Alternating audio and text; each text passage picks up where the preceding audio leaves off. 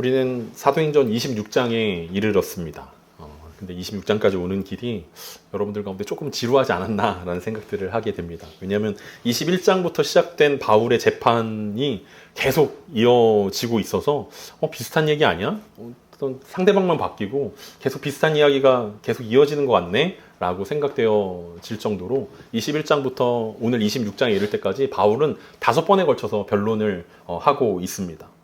바울은 모세와 성전을 거스르고 황제를 거스렀다는 죄목을 가지고 유대인들에게 고발을 당했고 그에 대해서 계속해서 변론하고 있습니다. 처음에는 유대인들이 폭동을 일으켰을 때 유대인들 앞에서 변론을 했고 그 다음은 천부장 앞에서 변론을 했고 산헤드린 공회 앞에서 그 다음에 벨리스 총독 앞에서 베스도 총독 앞에서 그리고 오늘 마지막 변론은 베스도 총독과 가이사랴의 유력한 사람들 그리고 아그리파 2세와 버니게 앞에서 자신의 인생에 대해 변론하고 있는 장면을 우리는 보고 있습니다. 앞서 우리가 살펴보았던 4번의 변론과 오늘 변론이 다른 점이 있다면 앞선 변론들은 아직 바울이 유죄냐 무죄냐라는 판단이 내려지기 전의 상황이었기 때문에 그 유불리를 따지면서 바울이 변론을 해야만 했었는데 이제 우리가 살펴봤던 대로 바울이 가이사에게 상소했기 때문에 이제는 유무죄를 따지는 그런 재판이 아니라 그거와 상관없이 보충 설명을 하는 혹은 청문회 같은 느낌의 변론이라는 사실을 생각해 보면서 오늘 본문을 살펴보면 좋겠습니다. 얼핏 보면 5번의 변론이 다 비슷한 듯 보이지만 각각의 청중들이 달랐기 때문에 바울이 사용하는 단어나 내용이 다르다는 점도 우리가 함께 보면서 관전 포인트로 여겨야 되는 지점 중에 하나입니다. 그러니까 이스라엘 백성들 가운데 변론할 때는 부형들아 들으십시오라고 이제 히브리어로 이제 이야기하기도 하였고 또 유대인들이 있냐 없냐 그리고 벨리스 총독이냐 베스도 총독이냐 유대적인 경험이 있냐 없냐에 따라서 이 바울의 설명들이 계속해서 달라지고 있다는 사실들을 우리가 볼 수 있습니다. 우리가 오늘부터 함께 보게 될 사도행전 26장에서 바울의 마지막 변론은 크게 5부분으로 나눌 수 있습니다. 오늘 본문은 인사말에 해당하는 부분이고 이제 4절부터 8절까지는 자신의 유대적인 배경을 요약해주고 9절부터 11절까지는 그리스도인들을 핍박했던 자신의 과거를 회상합니다.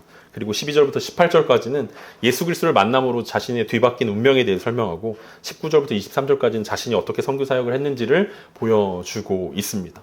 그래서 23절까지 우리가 쭉 다 보면은 내용을 파악하기에 도움이 되는 부분도 있겠지만 바울의 마지막 변론을 나눠서 자세하게 보면서 우리가 바울이 왜 그런 이야기를 했는지 살펴보고자 합니다. 우리가 요즘 그 수요일에 성경 공부를 제가 올려드리고 있지 않습니까? 우리가 다시 성경을 읽다라는 성경을 보면서 우리가 그 성경을 다시 읽는 방법들을 우리가 함께 배워가고 있는데 우리가 왜 설교 시간에 이렇게 쪼개서 설교를 이제 진행할 수밖에 없냐면 너무 많은 본문들을 이제 같이 나누다 보면 성경이 말하는 이야기를 하기보다는 내가 하고 싶은 얘기를 성경에 빌려서 할 수 있기 때문에 그렇습니다.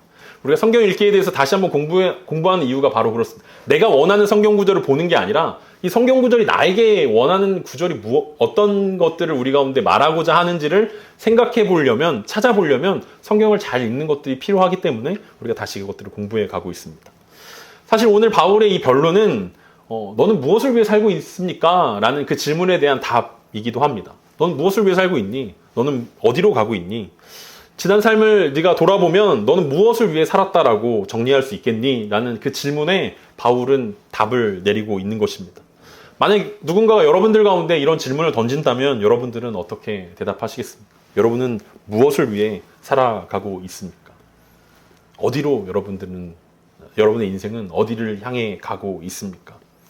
지금까지의 인생을 쭉 돌아보면 여러분은 무엇을 위해, 누구를 위해 살았다라고 정리할 수 있습니까?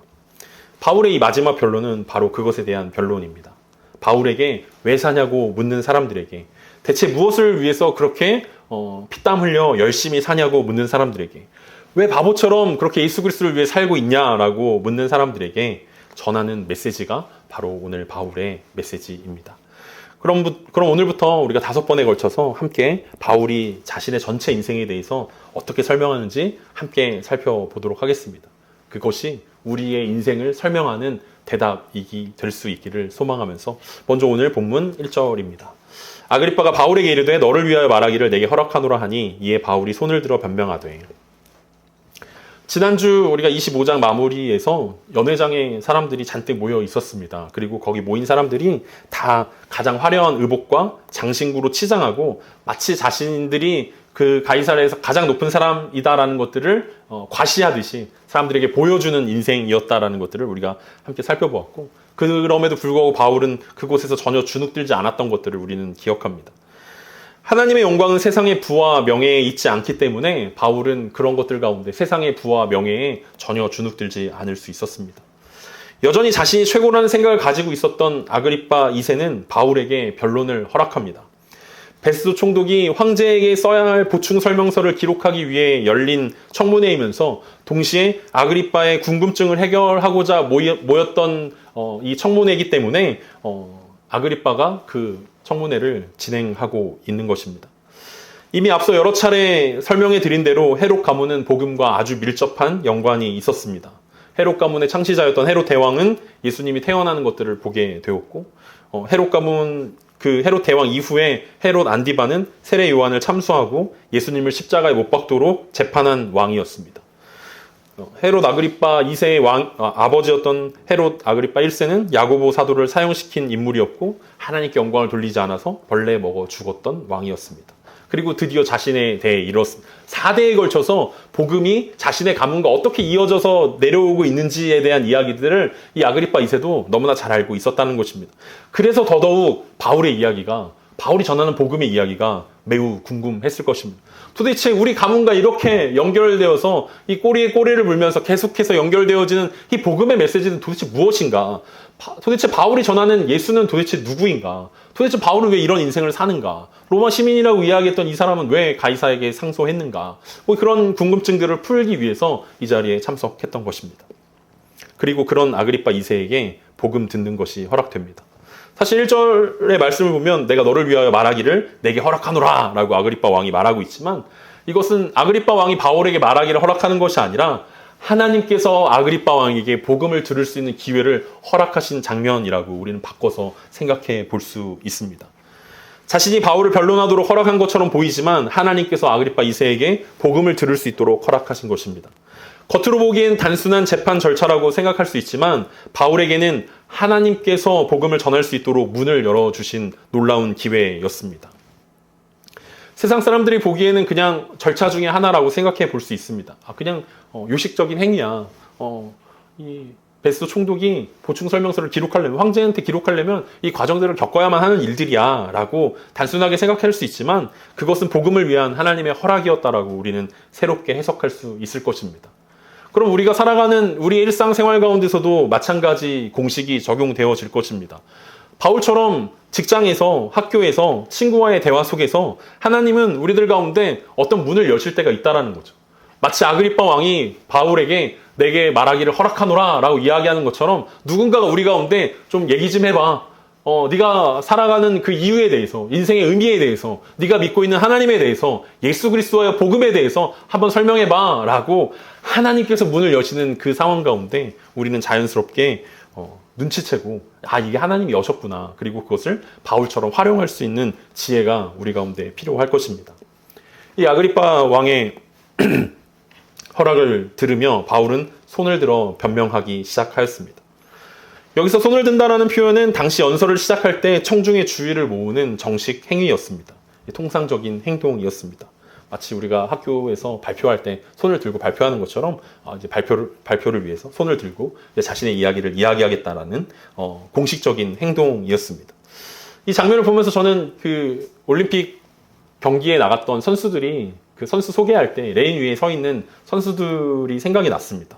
1번 레인 하면서 누구 하면은 손을 들지 않습니까? 나라를 대표해서 손을 들면서 자신이 이 금메달을 따겠다라는 각오를 다졌던 그 선수들처럼 이 하나님 나라의 대표 선수였던 바울이 레인에 섰습니다. 그리고 출전을 선언하고 있습니다.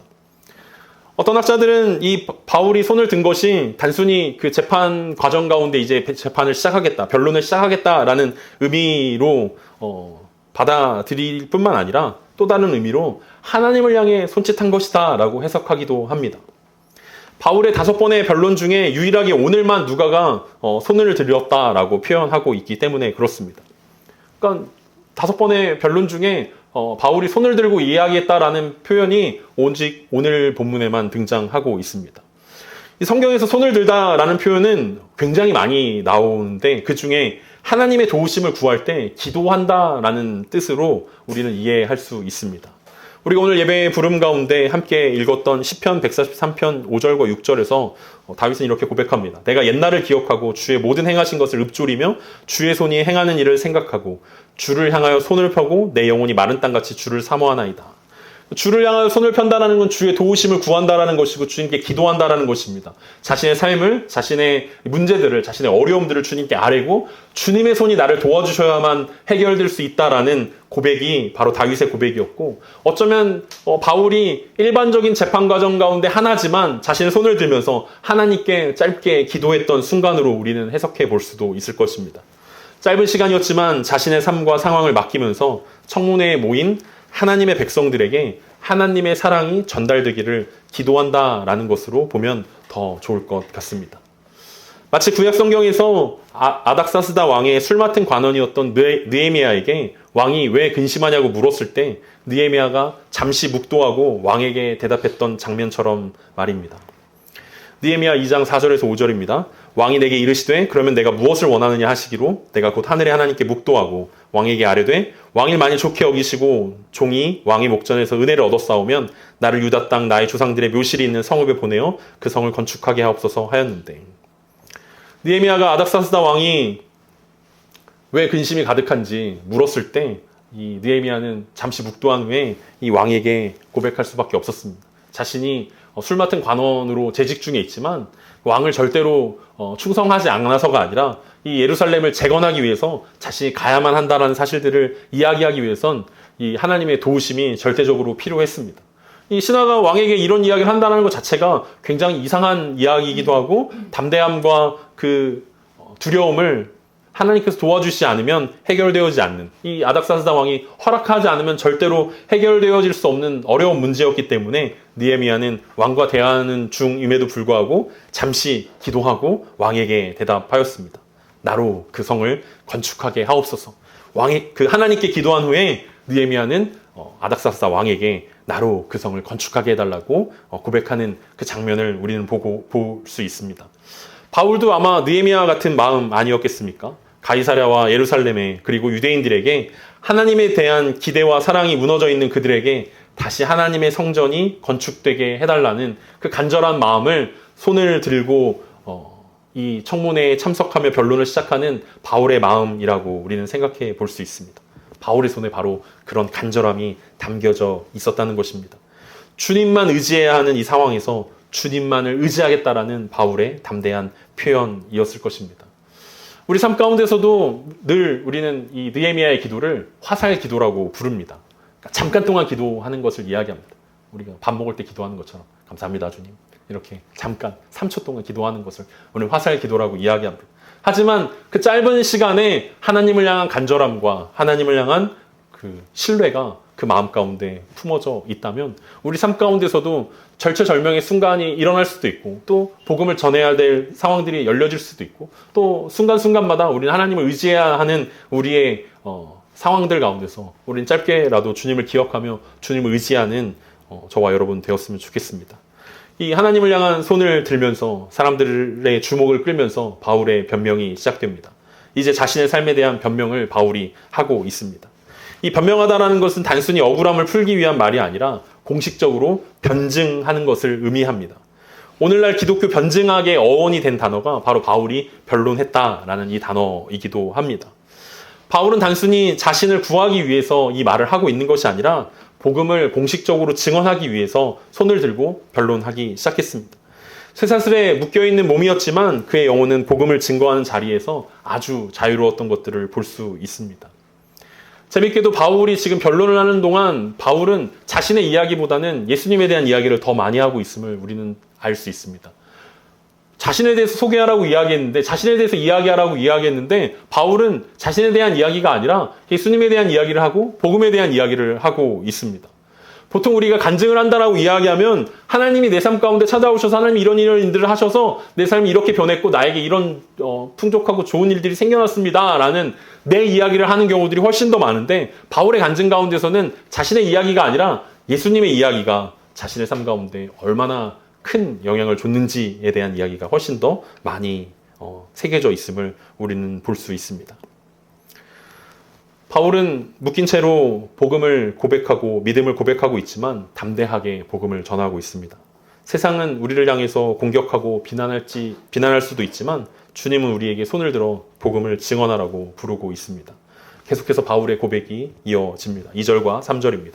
아그리빠 왕이여, 유대인이 고발하는 모든 일을 오늘 당신 앞에서 변명하게 된 것을 다행히 여기나이다. 특히 당신이 유대인의 모든 풍속과 문제를 아심이니이다. 그러므로 내 말을 너그러이 들으시기를 바라나이다. 바울은 아그리빠 왕에게 베스도 총독과 벨리스 총독에게 했던 것처럼 칭찬의 말들을 이야기합니다. 이거는 뭐 앞에서 얘기했던 편지의 서론 같은 재판 과정에 꼭 있어야 되는 일들이기도 합니다. 그런데 바울은 여기서 내가 유대인의 고발하는 모든 일을 당신 앞에서 변명하게 된 것을 다행히 여긴다라고 고백하고 있습니다. 이 다행이라는 단어가 여기서 되게 중요한데, 이 신약 성경에서 이 다행이다라는 단어는 여기서는 다행이라고 번역됐지만 보통 뭐라고 번역됐냐면 복되다, 행복하다라는 뜻으로 사용되어지고 있기 때문에 그렇습니다. 그러니까 바울이 지금 내가 당신 앞에서 이 복음에 대해서 설명하게 된 것을 굉장히 다행이라고 생각하고 복되다고 행복하다라고 고백하고 있는 것입니다. 이 마태복음 5장에 팔복이라는 예수님의 유명한 설교가 나오지 않습니까? 거기서 예수님은 8번에 걸쳐서 복되다라는 단어들을 사용하는데 오늘 다행이다라는 단어가 바로 그 같은 단어입니다. 심령이 가난한 자가 복되다라고 얘기했고, 애통하는 자가 복되다라고 얘기했고, 온유한 자가, 의에 줄이고 목이 마른 자가, 긍휼히 여기는 자가, 마음이 청결한 자가, 화평하게 하는 자가, 그리고 마지막으로 의를 위하여 박해를 받는 자가 복되다라고 예수님께서 말씀하셨는데, 바로 오늘 바울의 모습이 바로 그런 복된 모습이었다라고 이야기할 수 있습니다. 마태복음 5장 10절에서 12절에 보면 이 예수님의 이 설교를 우리가 마지막 부분들을 이렇게 이해할 수 있습니다. 의를 위하여 박해를 받는 자는 복이 있나니 천국이 그들의 것임이라. 나로 말미암아 너희를 욕하고 박해하고 거짓으로 너희를 거슬러 모든 악한 말을 할 때에는 너희에게 복이 있나니 기뻐하고 즐거워하라. 하늘에서 너희의 상이 큼이라. 너희 전에 있던 선지자들도 이같이 박해하였느니라. 바울은 지금 억울하게 누명을 쓴 상태에서 계속해서 재판이 이어지고 있습니다. 재판을 보고 있는 우리도 지겨운데 바울 자신은 얼마나 답답하고 어려웠겠습니까? 변론을 하고 계속해도 사람만 바뀌지, 이 리더들만 바뀌지 자신의 상황이 잘 나아지지 않는 것처럼 보였을 수 있습니다. 그리고 유대인의 이 반론과 유대인의 이 정죄는 끊이지 않고 계속해서 자신을 향해 위협하고 있는 장면입니다. 이것이 바로 의를 위하여 박해를 받는 바울의 모습일 것입니다. 그럼에도 불구하고 바울은 뭐라고 고백하냐면 이 자리를 내가 굉장히 복된 자리입니다. 내가 지금 행복한 자리에 서 있습니다. 라고 고백하고 있습니다. 왜 그렇습니까? 자기 억울함을 풀 기회가 주어졌기 때문이 아니라 복음을 증거할 수 있는 기회가, 자신 안에 충만한 예수 그리스도를 나눌 수 있는 기회가 주어졌기 때문에 그렇습니다. 자신이 2년 동안 가이사랴에 갇혀 있었지만 드디어 복음을 전할 수 있게 된 것에 대한 감사였고 그것이 복이었습니다. 바울 자신이 삶 가운데 앞에서 보여줬던 이 가이사랴의 모든 기득권들이 보여줬던 부귀 영화 가운데 자신은 아무런 상관이 없는 갇힌 자 된 모습이었지만 그럼에도 불구하고 자신의 소망이 주님께 있기 때문에 자신은 복된 자라고 고백할 수 있었던 것입니다. 이것이 복음의 능력입니다. 세상 사람들은 좋은 환경에서만 행복하다라고 이야기합니다. 좋은 음식을 먹을 때 행복하다라고 이야기하고, 좋은 옷을 입을 때 행복하다라고 하고, 좋은 집에 살 때 행복하다라고 이야기합니다. 그런데 믿음의 사람들은 어떤 상황에서도 복음을 붙잡으면 행복하다라고 바울이 고백하고 있습니다. 감옥임에도 불구하고, 억울한 자리에 있음에도 불구하고 바울은 복음을 말할 수 있고 하나님의 사랑이 그 안에 있기 때문에 기쁘고 행복하다라고 고백하고 있습니다. 바울이 주님 한 분만으로 만족하고 있기 때문에 가능한 일 아니겠습니까? 우리의 인생을 비춰서 한번 생각해 봅시다. 우리는 평안할 때 주님 한 분만으로 만족하다고 고백할 수 있습니다. 우리가 안정감을 누리고 있을 때 주님으로 감사하다라고 이야기합니다. 그런데 문제는 무엇입니까? 그 안정감과 행복감이 깨어졌을 때, 우리의 풍요로움과 풍족함이 깨어졌을 때도 불구하고 우리는 주님 안에서 복되다라고 고백할 수 있는가에 대한 질문이 우리 가운데 남겨져 있습니다. 개인적으로 제가 그 일자리를 잃으면서 안정감을 잃게 되었습니다. 이 얕은 안정감이지만 그래도 일자리가 있고 없고는 굉장히 삶 가운데 큰 차이가 있다는 사실들을 잃어보니 알게 되었습니다. 그러면서 저도 모르게 낙심하게 되었습니다.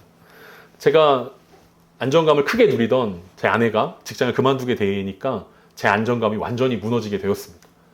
이거는 작은 일이 아닌데? 내가 직장을 그만둔 것보다 훨씬 더 큰 일인데? 이제 어떻게 살아야 되는 거지? 이제 무엇을 믿고 살아야 하는 거지? 겉으로는 태어난 척 했지만 이제 내가 어떻게 살아야 되는가라는 막막한 마음들이 들었습니다. 그러면서 오늘 설교를 준비하면서 바울은 주님 한 분만으로 이렇게 만족하고 주님 한 분만으로 이렇게 복되다라고 이야기하는데 도대체 나는 왜 그것과 상관없이 이렇게 내 상황과 환경 때문에 이렇게 답답해하고 막막해하고 있는가라는 고민이 들기 시작했습니다. 바울도 자신의 생각에는 지금쯤 로마에서 황제 앞에서 복음을 전하고 이미 서바나로 떠났어야 할 시간입니다. 2년이란 시간이 바울에겐 그런 시간이었다라는 거죠. 이미 바울이 예루살렘에 오기 전에 로마서를 통해서 바울의 계획을 로마 교회에 먼저 전하지 않았습니까? 내가 로마로 갈 거고 그 다음에 로마에서 여러분들을 굳건하게 한 뒤에 자신은 서바나로 떠날 거라고 이미 그거 준비를 해달라고 로마 교회에 부탁한 이후에 이미 2년이 지났다라는 것입니다. 그럼에도 불구하고 바울은 전혀 흔들리지 않으면서 자신의 삶이 복되다라고 말하고 있습니다. 자신이 행복한 인생이라고 말하고 있는 것입니다. 예수님께 완전히 사로잡힌 인생이었기 때문에 바울은 자신의 목표가 예수 그리스도였고 자신의 계획이 예수 그리스도였고 그렇기 때문에 상황과 환경이 어떠하든지 어디에 있든지 전혀 상관없다라고 고백할 수 있었습니다. 그러면 우리들 가운데도 마찬가지 아니겠습니까? 우리의 목표는 무엇입니까? 우리는 무엇을 위해 살아가고 있습니까? 우리는 어떤 계획을 가지고 있습니까? 몇 살에 여러분들은 성공하고 싶고 몇 살에 여러분들은 은퇴하고 싶습니까? 얼마나 많은 자산을 모아야 여러분의 인생이 행복하다라고 이야기하겠습니까? 그런데 바울처럼 우리의 인생의 목표를 수정해야 할 때가 이때라는 것입니다. 과연 내 목표가 예수 그리스도인가? 정말 내 삶의 계획이 예수 그리스도인가? 만약 우리의 삶의 목표와 계획이 예수 그리스도라면 우리 삶에 어떠한 문제가 생기든지 어떤 상황에 처하든지 우리는 상관없을 것입니다. 그러면서 바울은 특히 당신이 유대인의 모든 풍속과 문제를 아심이다라고 이야기하고 있습니다. 바울은 아그리빠 왕이 유대인의 전통과 율법, 종교적 논쟁들을 잘 알고 있다는 점을 인정합니다. 풍속이라고 이야기하는 것은 전통과 율법을 의미하고 문제는 율법을 해석하는 당파들 간의 여러 가지 문제들을 이야기합니다. 그러니까 유대교에서도 여러 분파들이 있는데 앞서 베스도 총독이 얘기했던 것처럼 나사렛 땅이 있는 거고 바울이 속해 있었던 바리새인 파가 있는 거고 또 에세네 파가 있는 거고 여러 속한 자신의 당파에 따라 율법을 해석하기를 다르게 하면서 서로 당파들 간의 경쟁과 문제들이 있었는데 그것들을 이 아그리빠 왕이 잘 알고 있다라고 바울이 칭찬해주고 있습니다. 그래서 바울은 뭐라고 이야기하는 거냐면 자신의 변증이 단순히 억울함을 호소하는 것이 아니라 유대 신앙과 구약 성경의 뿌리에 둔 복음을 논리적으로 증거하려고 준비하고 있다라는 그 예행 연습을 이야기하는 것입니다. 로마에서 보기에 유대인들의 최고 전문가는 바로 이 아그리빠 2세였습니다. 그러니까 성전에 관한 모든 일과 대제사장에 대한 모든 사무를 황제가 이 아그리빠 왕에게 위임한 것입니다. 이 복음과 길게 엮여있는 헤롯 가문이었기 때문에 이것이 어떤 싸움인지 쉽게 이해할 수 있을 것이다라는 격려이자 칭찬의 말을 지금 던지고 있는 것입니다. 그러면서 마지막으로 너그러이 들어달라라고 바울은 첨언하고 있습니다. 인내하며 마음을 열고 들어달라라고 이야기합니다. 왜냐하면 우리가 5번에 걸쳐서 바울의 변론을 이제 우리는 쪼개서 살펴보게 될 것입니다. 그러니까 바울은 이번 변론이 아주 길게 될 것이다라고 미리 얘기해 놓는 것입니다. 5번의 변론 중 가장 길게 기록되어져 있는 바울의 변론입니다. 그래서 바울은 조금 길더라도 너그러이 들어달라라고 바울은 강압적으로가 아니라 상대방이 이해할 수 있도록 지혜롭게 접근하고 있습니다. 이것이 오늘 바울이 5번째 변론을 하면서 서론 부분에서 했던 이야기들입니다. 여러분들은 그 바울의 이야기를 통해서 여러분들 마음 가운데 어떤 메시지가 들려집니까? 성경이 여러분들 가운데 뭐라고 이야기하고 있습니까? 바울의 모습을 정리하면서 우리 몇 가지 교훈을 얻을 수 있습니다. 하나님은 억울한 상황 가운데서도 이 기회들을 복음을 전할 수 있는 기회로 사용하고 있다는 것입니다. 바울이 계획하지 않은 이 2년의 가이사랴의 감금의 시간 가운데서도 가이사랴의 모든 유력한 사람들을 모아놓고 바울이 아그리빠 왕과 베스도 총독 앞에서 복음을 전할 수 있는 기회로 삼아 주셨습니다. 그래서 바울이 했던 모습 무엇입니까? 하나님께 손을 드는 모습이었습니다. 사람들의 주목을 끌기 위함이기도 했지만 하나님께 손을 들면서 하나님만 의지하겠다라는 바울의 표현을 우리는 주목해 볼 수 있습니다. 두 번째는 무엇입니까? 바울이 자신의 인생의 목표를 예수 그리스도로 삼았다라는 이야기입니다. 자신은 이제 바울의 이야기는 그것에 초점이 맞춰져 있습니다. 자신의 삶의 계획과 목표가 예수 그리스도이기 때문에 예수님이 자신의 삶의 주인 되어주시고 어디로 인도하시든지 어떤 상황 가운데 있든지 자신은 그것 가운데 순종하고 감사하고 행복하다라고 표현할 수 있는 바울의 모습이 우리의 모습일 수 있었으면 좋겠습니다. 우리 삶의 목적이, 우리 삶의 목표가 왜 사냐고 묻는 사람들 가운데 우리는 예수 그리스도 때문에 사는 것이고 예수 그리스도를 인하여 사는 것이고 예수 그리스도를 위해 산다라고 고백할 수 있는 여러분이 되었으면 좋겠습니다. 마지막으로 바울은 길게 얘기할 것들을 요청하면서 양해해 달라고 이야기합니다. 복음을 전할 때 지혜가 필요하다라는 것입니다. 상대방이 어떤 것들을 이해할 수 있는지, 그리고 상대방이 어떤 말들을 얼마나의 시간들을 자신에게 줄 수 있는지 생각해 보면 우리가 그 사람에게 맞춰서 복음을 전할 수 있는 지혜가 우리 가운데 필요하겠다라는 생각들을 할 수 있을 것 같습니다. 말씀이 길어진 것을 너그러이 생각해 주시기 바랍니다. 이해해 주면서 여러분 말씀을 마무리하도록 하겠습니다. 바울은 마지막으로 자신의 삶을 변론하고 있습니다. 그런데 그것이 바울의 삶인지 예수 그리스도의 삶인지 구별하기 너무 힘든 상황입니다. 바울 이야기인지 복음 이야기인지 구분을 할 수가 없습니다.